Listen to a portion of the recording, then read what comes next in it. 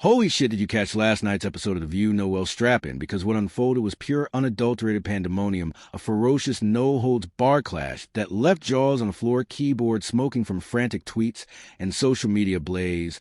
Like a wildfire in a tinderbox, picture this Ricky Gervais, the razor-sharp British comedy juggernaut, striding onto that brightly lit set like a battle-hardened Viking charging into a den of sanctimonious wolves, only to eviscerate Sonny Hostin's inn. A blistering verbal onslaught that pulverized her pedestal of fake moral superiority into glittering dust.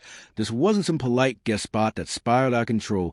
Oh no, this was a goddamn masterclass in ripping the mask off hypocritical outrage, exposing the festering rotten guts of daytime TV's sensationalist Circus Gervais. Didn't waltz in a play nice, or peddle his Netflix special like a good little promo. Monkey, he came loaded for bear, and by the time the smoke cleared Sonny's meticulously curated aura of untouchable virtue was nothing but smoldering ashes or empire of performative piety, reduced to a pathetic whimper. This explosive showdown, it wasn't just TV fireworks. It was a cultural Armageddon, a seismic tsunami that slammed into the brittle foundations of cancel culture and virtue, signaling bullshit with the force of a wrecking ball. We're talking about a moment so raw, so electrifying that it had everyone from die-hard comedians to slack-jawed armchair critics losing their goddamn minds retweeting clips like digital crack addicts chasing the next hit. And buckle up, because I'm not just recapping this beast. I'm diving balls deep into every pulse-pounding detail, every gut-punching quip, every heart-stopping twist that turned this into the most savage, unforgettable TV bloodletting in years. No watered-down summaries. Here, no fluffy filler. To pad the page, this is 5,000 words of straight-up unfiltered truth, a thrilling edge-of-your-seat saga that'll have you raging, laughing, and questioning everything you thought you knew about comedy, censorship, and the clown. Show that passes from modern discourse. Let's rewind the clock and unpack this firestorm from the ground up, because this inferno didn't ignite in a vacuum. It was brewing like a storm cloud pregnant with lightning. Flashback to the ABC studios in the heart of New York City, where the air crackled with electric tension thicker than a New York summer smog. It was October 12th, 2025, just yesterday, but it feels like a lifetime ago in the blur of viral chaos that's followed Ricky Gervais, 52 years young, with that signature scruffy beard framing a face etched by decades of devil-may-care wit rolled up in a nondescript black cab, his sly glint and his eyes sharper than a switchblade. He wasn't there to fluff his latest Netflix juggernaut Armageddon, though. Yeah, that beast of a special packed with his trademark atheist takedowns and Hollywood roasts with the ostensible hook no Gervais. Sniffed the ambush the second his loafers hit the lobby till the place hummed with that fake busy energy of set prepping for war producers swarming him like jittery ants at a picnic, shoving a thick soul-crushing stack of guidelines into his hands. It was a veritable censorship manifesto on steroids, trigger warnings, stack-like. Jenga blocks forbidden topics circled in red ink like landmines and sensitivity rules that screamed abandon all comedy ye who enter here. No cracks at religion, politics, identity politics, or anything that might ruffle the feathers of perpetually offended their faces stiff as poker masks plaster with those fake toothy smiles that say we're smiling, but one wrong word. And your toast Gervais, he just smirked that devilish half grin, splitting his face like a crack in concrete. So basically no comedy at all, he quipped, his British accent dripping with that dry, lethal sarcasm that could curdle milk.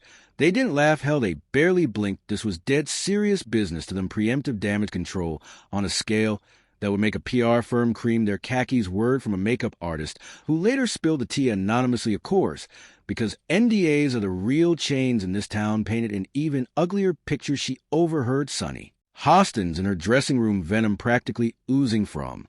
Every syllable like poison from a viper's fang. This transphobic trash needs to be exposed, she allegedly hissed to her reflection, eyes narrowed to slits. I don't care if he's funny. He's dangerous. Sonny Hostin's a former federal prosecutor, turned TV firebrand, the queen of wielding legal jargon, like a gleaming broadsword dipped in moral acid. She had built her empire on this exact shtick, calling out oppressors on national airwaves with the unshakable authority of someone who's never lost a closing argument. Today, she had Gervais locked in her crosshairs like a heat-seeking missile zeroed in on a tank to her. He was a walking, talking poster child for comedy's original sins, a straight white male Brit who had the audacity to jest about sacred cows like wokeness run-amok identity politics gone feral and celebrity hypocrisy that reeks worse than weak old fish. The pre-show meeting, pure dramatic napalm. Producers yanked Gervais Into a side room there whispers frantic and feverish respect. Sonny's perspective, no matter what one pleaded, eyes darting like a cornered rat, facts aren't everything here. It's about feelings. Gervais nodded politely.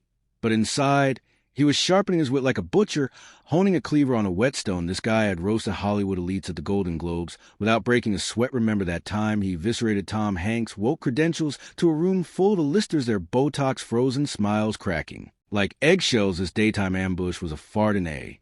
Hurricane by comparison backstage, as the warm a comedian droned on with as safe as milk material some lame, as bit about coffee spills and rush hour traffic that elicited groans more than guffaws. Gervais was scribbling furious notes on his phone. He jotted down the glaring hypocrisies, the View's history of soft-pedaling controversial guesses. Think Harvey Weinstein lob softballs, like beach balls or selective outrage that flips on a dime, and Sonny's own Twitter feed a gold mine of mockery, aimed at conservatives, white folks, and men in general, all without a whisper backlash. It was ammo pure and simple, and Gervais was loading the chamber as the show lurched into motion. The panel: Whoopi Goldberg, Joy Behar, Sarah Haynes, Alyssa Farah Griffin, and the indomitable Sonny Hostin dove headfirst into the daily cesspool of hot topics. The air hung thick with that cloying, self-righteous vibe, like incense burned at a cult ritual day. Dissected celebrity scandals with the glee of vultures on. Roadkill political missteps like amateur surgeons wielding dull scalpels and cultural flashpoints that sizzle hotter than a griddle at Denny's. Sonny led the charge, her voice soaring with that prosecutorial zeal that could make a jury weep, or in this case, prime the pump for a takedown. Comedians who profit from pain are no better than playground bullies. She thundered, eyes blazing like twin infernos.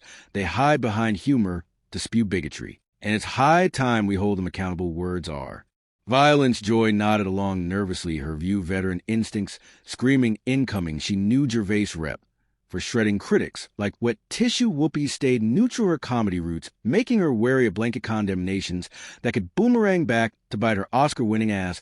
But Sonny, she was locked and loaded on a one-woman mission, invoking accountability culture like a battle cry and the urgent need to silence harmful voices, as if she were rallying troops for D-Day.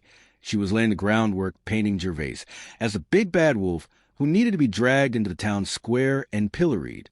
Then the thunderclap: Please welcome Ricky Gervais. Whoopi announced, her gravelly voice laced with that practice warmth that could thaw a permafrosty audience. Erupted in a chaotic symphony, mixed cheers from the Gervais faithful who worshiped at the altar of afterlife's gut-wrenching brilliance, hesitant claps from the primed and paranoid crowd who'd been spoon-fed social media smears labeling him everything from problematic to public enemy number one. Gervais strolled out like he owned the joint, decked in faded jeans and a plain black t-shirt that screamed, "I don't give a fuck," waving casually with the nonchalance of a man who's face down worse than a panel of talking heads, his posture unshakable confidence, radiating like heat from a blast furnace. He claimed his seat with deliberate slowness, scanning the hosts like a zoologist eyeballing exotic specimens, under glass, equal parts curiosity and disdain, with his gaze locked on Sonny. He let it linger, milking the moment like a pro wrestler, building tension before the suplex. Sonny Hostin, he drawled, that disarming smile curling his lips like smoke from a fuse. "I Googled you this morning." Former federal prosecutor turned daytime TV star. Quite the career, pivoting from locking up bad guys to lecturing funny guys. The audience tittered, a ripple of uneasy laughter breaking the ice like a hammer on thin glass. Sonny bristled, visibly her spine stiffening like rebar, but she held her composure with the steel of a woman who'd stared down defense attorneys in courtrooms.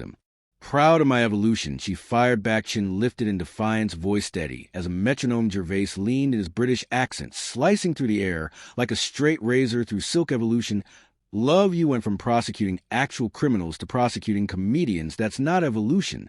That's devolution straight down the evolutionary ladder to primordial ooze." The chuckles swelled a wave crashing against the shore of awkward silence, and just like that the trap was sprung. Sonny launched her. Counter-strike like a missile from a silo, her eyes flashing with the fury of 1,000 Twitter pile. "Honest, your comedy hurts people. Ricky, you mock trans individuals, disabled folks, religious communities. It's not funny, it's a press of the studio." When pin drop, quiet the kind of hush that precedes a bar fight, say. That again Gervais demanded, his voice steady, but laced with fierce undercurrent like thunder rumbling in the distance. He leaned closer, eyes boring into hers with the intensity of a laser.